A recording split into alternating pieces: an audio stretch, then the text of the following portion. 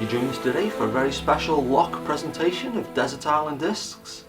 For anybody not in the know, it's a very famous British radio show that's been running since 1945 with over 3,000 episodes. Loads of people have been on it, from world leaders to people out of Star Wars movies, and I don't think I'll ever be one of those things, so I've had to make my own. I'll just give you a quick overview of the show and the rules.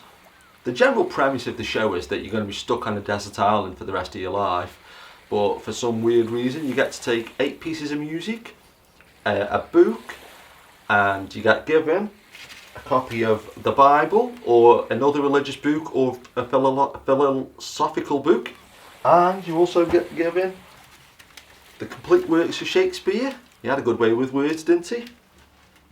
And you also get to take a luxury item, but it's got to be an inanimate object, and it can't be something to help you escape from the island, like a jetpack or a solar-powered radio phone, or you can't even take someone like Elizabeth Shue for, you know, just while away the time.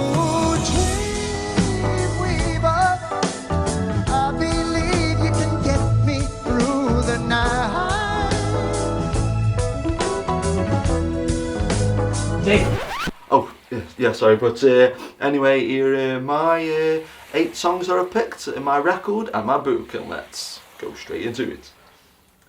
I've been watching do this for about 5 or 6 years, and every so often I'll just get a piece of paper and start writing down what I think my 8 tracks would be for Desert Island Discs.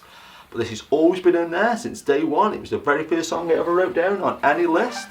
This is Public Enemy. And I very first became aware of this track from this B-side, one of the best 50 pences I've ever spent. This is Black Steel in the Hour of Chaos. And I always think of this song for quite a few reasons, because it reminds me of that scene in Die Hard when McClane says to Argyle, "We've got any Christmas music?" And he goes, "This is Christmas music." And it kind of dovetails in, well, in my mind anyway. My sister was saying, "Why don't they write songs anymore that have got a story?" And the story in this is about a load of badasses escaping from jail. So real crazy musical happening from a most unusual place, the state prison. Oh, actually, I will say as well, the one line in this that I always identify with is, "I got a letter from the government the other day. I opened and read it. It says we're suckers." So that's choice 1. This is a song that I heard on my local radio station, Signal Radio. I remember them saying, like, "This is the new single by Jonah," and I thought, oh, this is going to be a really big song. It's do what you feel, oh yeah, do what you feel, do what you want. And turn that Jonah tape off. But I remember just thinking this would be a really big song, not that you know is the be all and end all. It's a song that always pumps me up, and I just noticed there's a John Menzies sticker in there, 99 pence. But I've gone for uplifting songs as well, because if you're stuck on a desert island, you don't be moping around listening to the Smiths or something, do you? Aren't the Smiths good though? Here's choice number 3. This is my favourite song of all time. Obviously you'd have to take these as individual tracks. Actually, that's one thing as well to say quickly.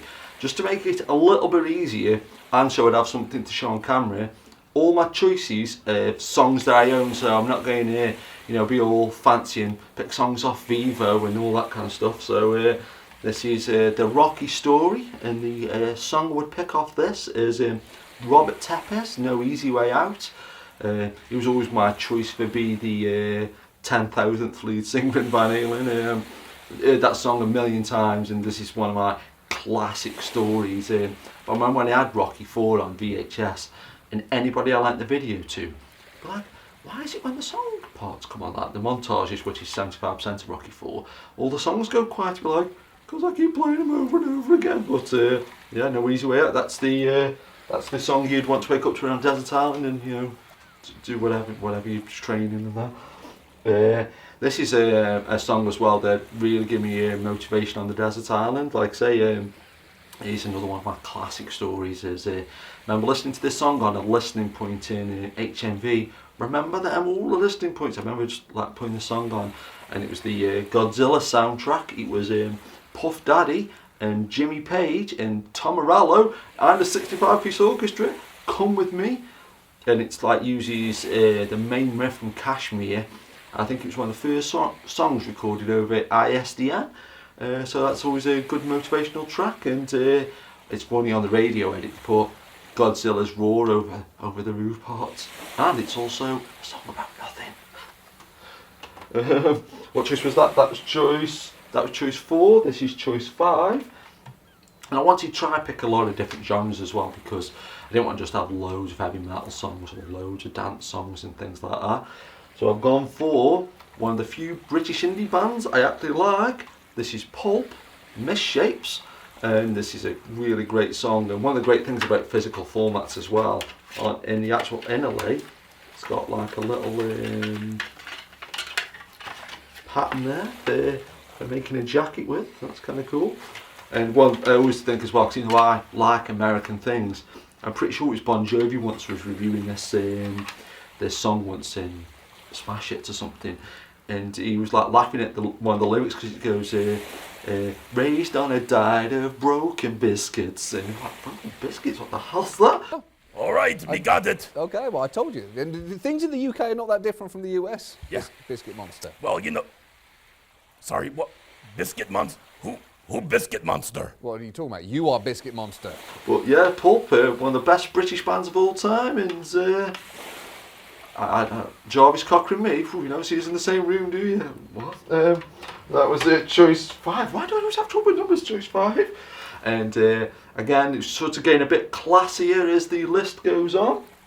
I've gone for a bit of classical music, and I might try and find the full list of this. But this song has been used in thousands of films, from Apocalypse Now to Freddy Got Fingered. How about that? How many people can do those two films together? This is Wagner, Ride of the Valkyries. Can you believe a piece of classical music they actually own? And this, you could just imagine, you know, play, you know, because obviously on Desert Island all yourself. So you know, if you wanted to get the coconuts fall off the tree, you could play this really loud and, you know, pretend you were like, you know, an army general or something, and you go, oof.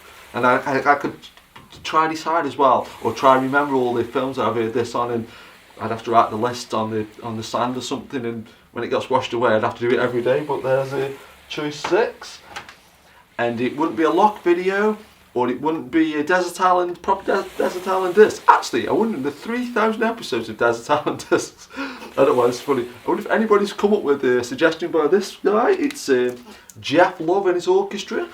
I might just take this and throw all the other records away, but no, I'd have to pick a song from here, and I don't know why. I always think the best song off here is the theme from UFO. It's actually the theme from Space 1999, and it's got this great bass line that's dum, dum, dum, dum, dum, dum, and it's got this like bass line part, and still to this day can't believe I saw the bass player Herbie Flowers. But theme from Space 1999, Jeff Love and his orchestra. My book was, amazingly, I thought it was going to be between 2 choices.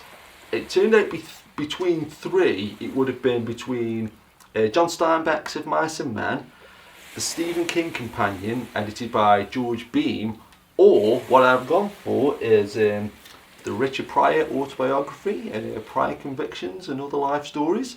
One of the few books that I've read twice, and and partly what helped me really decide was, A, this is a fantastic book, but I couldn't find the Stephen King Companion, rather worryingly, because it literally is my second or third favourite book of all time.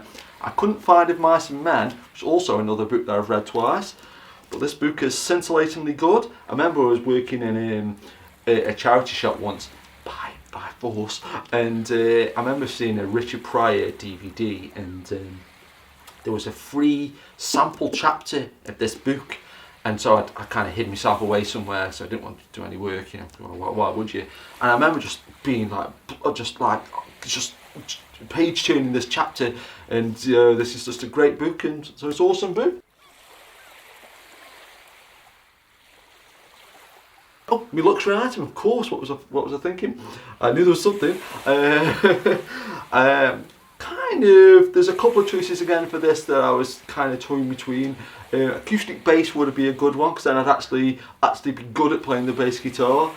And I thought about taking some kind of puzzle, like something like a Rubik's Cube or something like, or that was that little puzzle that Tetris is based on, where it was these pieces in a box that you tip out and you have to try to get back in the box, and probably something like that. But I think what I'm actually going to go for is, and there must be power on the island because I'm playing these songs somehow, so I would take And this is almost like, you know, I may as well have a teleporter machine to get out there because it's just as rare. Like Trap, a working Firefox arcade machine, so I could pretend I'm Clint Eastwood and just while away all the hours and, you know, be training to my songs and getting good at Firefox the arcade machine. But yes, I'd love to see your comments, what your songs would be and your lucky item in your book. But as always, keep it locked.